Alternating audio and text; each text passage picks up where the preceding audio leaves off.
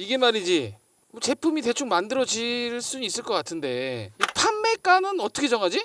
아, 저도 그게 고민이에요. 그냥 비싸게 팔면 되는 건가? 아유, 무조건 비싸다고 좋은 건 아니죠. 그럼 무조건 싸게? 무조건 싸다고 또 좋은 것도 아니죠. 아, 전문가가 필요하군. 그럴 것 같아요. 우리 전문가를 한번 불러볼까? 네, 전문가님 도와주세요. 도와주세요. 오, 전문가님. 예, 안녕하세요. 반갑습니다. 예, 부장입니다. 반갑습니다. 예, 부장님. 전문가님이 뭐 하시는 분인지 자기소개 한번. 부탁드려요. 약 12년간 화장품 업계에서 일을 하고 있는 이재희라고 하는 사람입니다. 예, 반갑습니다, 여러분. 네, 와, 반갑습니다. 반갑습니다. 저희가 궁금한 게 있는데 이 판매가를 정하기가 너무 어려워요. 그 판매가를 어떻게 정해야 되나요? 모든 세상에 있는 제품들의 가격을 매기는 게 가장 중요하고 또 어려운 일 중에 하나예요.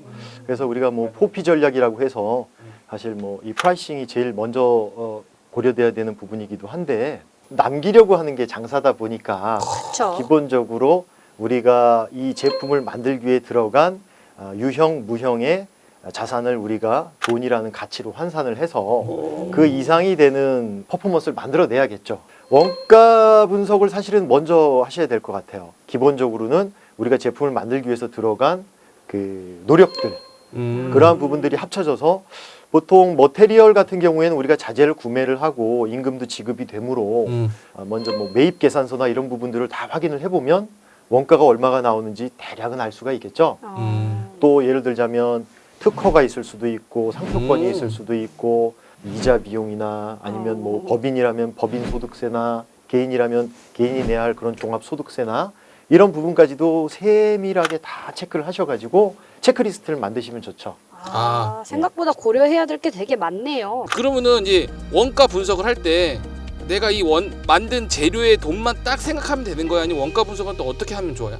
화장품이라는 주제를 놓고 이야기를 하면 화장품의 내용물에 해당하는 이제 그 화장품 주 내용이 있겠죠? 원료? 네, 원료가 있겠죠. 원료를 포함한 내용물, 화장품 임가공 업무에서 들어가는 그 비용이 또 있겠죠. 그렇죠. 그리고 또 당연하지만 화장품을 포함하고 있는 패키징, 여러 가지 또 다른 또 머테리얼들이 등장하겠죠. 그래서 그런 많은 비용들까지도 다 각각의 구분해서 우리들이 하나씩 고려를 해야 됩니다.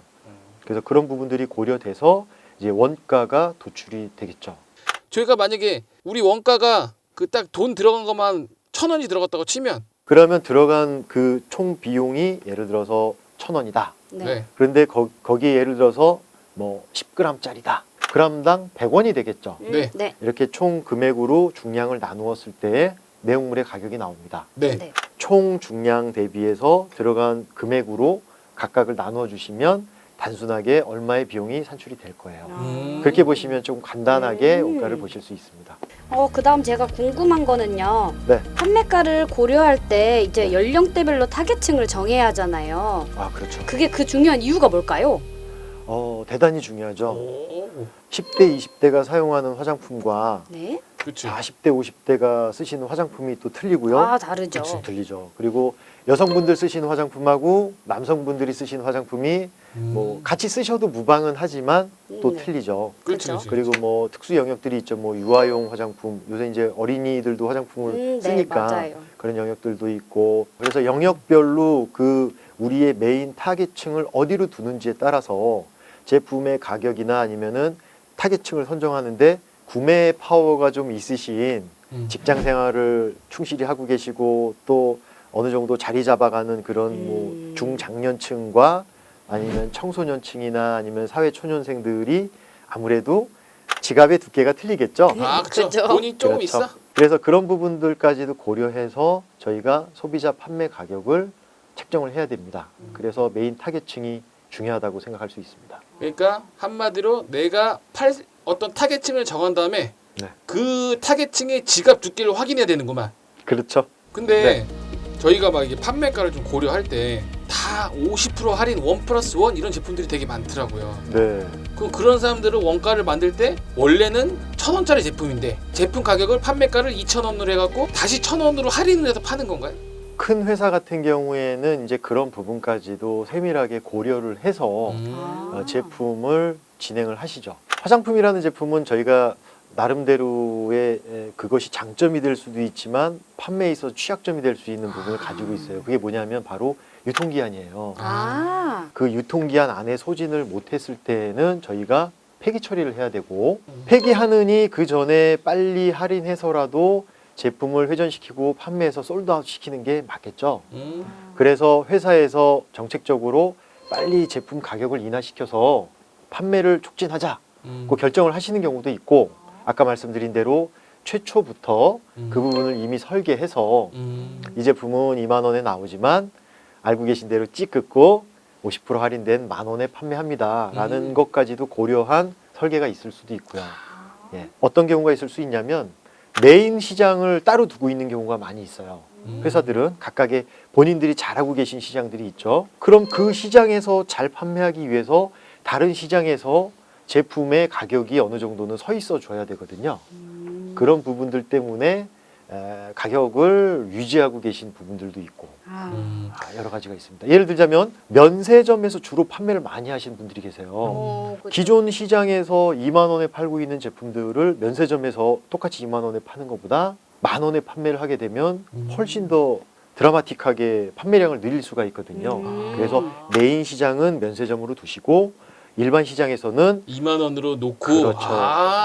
그리고 또 그런 대단히 또 그 많이 알려져 있는 시장 중에 하나가 홈쇼핑 시장을 들 수가 있어요. 그렇죠. 홈쇼핑 같은 경우에도 기존 가격 정책을 세워 놓으시고 홈쇼핑에서는 여러 가지 뭐 기프트와 그리고 1+1과 2+1과 할인 행사들이 들어가서 판촉을 하시죠. 사실 좀 어려운 점이 뭐냐면 내려간 가격은 사실 다시 올리긴 쉽지 않아요. 결정을 대단히 또 조심스럽게 하셔야 되고 그렇습니다. 그러면은 어떻게 보면 내가 어떻게 판매를 할지를 좀 정하고 그 판매가를 정하는 것도 좋은 거네요? 그럼요. 그 부분이 굉장히 포인트 중에 하나입니다. 부장님 역시. 고 부장님 대단하십니다. 네. 제가 듣기로는 네. 제품이랑 용기의 그런 원가 비중이 가장 높은 걸로 알고 있는데요. 네네. 혹시 이런 것들을 주문할 때 고려 사항이 있을까요? 용기별로, 용기라 하면 화장품 용기가 대단히 방대한데요. 유리로 만들어진 글라스 용기들, 초자 용기들도 있을 수 있고요. 플라스틱으로 된 용기들이 많죠. 예, 사출로 된 사출물 용기들도 있고, 브로우 용기도 있을 수 있고, 그리고 또 아크릴로 된 용기도 있을 수 있고, 이 용기를 만드는 회사들도 이 용기에 대한 또 MOQ라고 얘기하는 미니멈 수량, 최소 발주 수량을 가지고 있어요. 최소 그렇죠. 한 번에 최소 몇 개를 주문해야 되는 거. 그렇죠. 그렇지. 그렇죠. 그래서 그 최소 수량을 맞추어서 우리가 생산을 할 수밖에 없고, 용기를 예를 들어서 3,000개 이상을 만들 수 없으면 본인이 원하는 용기를 쓰실 수 없을 수도 있고요. 그래요? 그렇죠. 각각의 용기가 가지고 있는 주문 최소 단위와 그리고 내가 의뢰를 해서 만들려고 하는 제조업체, 또 설비만 있는 게 아니고 설비를 만들었는데 또 그 만들어진 용기에 담는 그 충진 공정이 있어요. 충진을 하는 충진 설비가 또 안 맞아서 또 비용이 많이 나올 수도 있거든요. 그래서 그런 충진 그런 걸다 설비까지도 고려를 고려를 해야죠. 그래서 정확하게 본인이 원하시는 부분을 상담을 하시고 그 본인의 또 버짓에 맞게 자금 사정에 맞춰서 진행을 하시는 게 맞겠죠. 그러니까 제가 공부를 하다 보니까 네. 그 원가의 용기 값이 40%라 그러더라고. 맞아요. 그러면 어찌 뭐 MOQ? 최소 네. 판매? 미니멈 오더 퀀터티라는 미니멈 오더 콘토 그거? 네네네. 다 회사마다 틀린 거예요? 아니면 어떤 화장품 업계의 어떤 대충 기준이 있어요? 보통 글라스로 만들어진 용기들 같은 경우에는 그래도 한 3,000개 정도씩은 3,000개? 만드셔야 될 것 같고, 그리고 일반 용기로 만들어지는 이런 그 사출물들 또한 그래도 한 3,000개에서 5,000개 정도. 보통 튜브로 만들어지는 용기들이 있어요. 튜브. 그렇죠. 뭐 선크림이나 아니면 폼 클렌저나 이런 것들 튜브로 많이 만들어지죠. 그렇죠. 그런 튜브 용기 같은 경우에도 최소 한 5,000개에서 또 용량에 따라서는 용량이 작아지면 또 뭐 한 10,000개, 20,000개 이렇게 달라질 수가 있어요. 그런 부분들을 다 아까 말씀드린 체크 포인트에 나열을 하시고 상담을 하시면서 이야기를 나누셔야겠죠. 그런데 만약에 여러분들이 조금 작은 단위로 또 만드실 수 있는 방법이 아주 없는 건 아니에요. 다행이에요. 네. 프리몰드라고 하는 프리몰드? 프리몰드? 저희가 이제 공용 용기들이 많이 있어요. 이미 만들어져 있는 용기? 그렇죠. 역시 부장님은 틀리십니다. 나 좀- 부부장님. 기존에 만들어져 있는 그런 용기들을 저희가 채택해서 사용을 하게 되면 기존에 만들기 위해서 들어가는 아까 말씀드린 3,000개, 5,000개, 뭐 10,000개 이런 용량을 수량을 고려하지 않고도 또 조금 더 작은 단위로 만들 수 있는 방법이 있어요. 판매가를 정하는 우리 아마추어들 네. 이런 사람들한테 판매가 정할 때 얘기해 주실 거 있나요? 본인이 제품을 만들기 위해서 산 재료들이 있겠죠. 그 모든 매입 계산서의 총합을 보세요. 그 금액에서 아까 말씀드린 대로 본인이 파실 수 있거나 아니면 본인이 포지션에 올려놓을 수 있다고 생각하시는 만큼 이제 이윤을 추구하시면 되는 거죠. 좋은 말씀 너무 감사합니다, 대표님. 다음에 또 와주실래요? 와주실 거죠? 불러주시면 저야 언제든지 그럼 달려옵니다. 우리 다음 편 하나 더 찍고 가자. 다음 편 뭐지? 그러면 찍고 가시죠. 다음 편 하나 그럴까요? 더 찍고 가는 걸로 해요. 네. 다음 편에 만나요. 다음 편에 만나요. 판매 채널이 엄청 많잖아요. 자사몰을 구축한다면 그게 더 좋을까요? 아니면 어디에 입점을 하는 게 더 좋을까요? 그런 온라인 몰에 입점하기 위해서 뭐 좀 준비해야 될 게 있어요? 유튜버 같은 인플루언서들이 많잖아요. 그쪽 시장을 사용하는 건 또 어떤가요? 좀 우리 같은 영세한 사업자들 좀 요런 시장 좀 보면 좋다. 좀 팩트 알려주고 가세요. 좀 그런 거 아는데 왜 자꾸 영업 노하우인가? 알려주세요.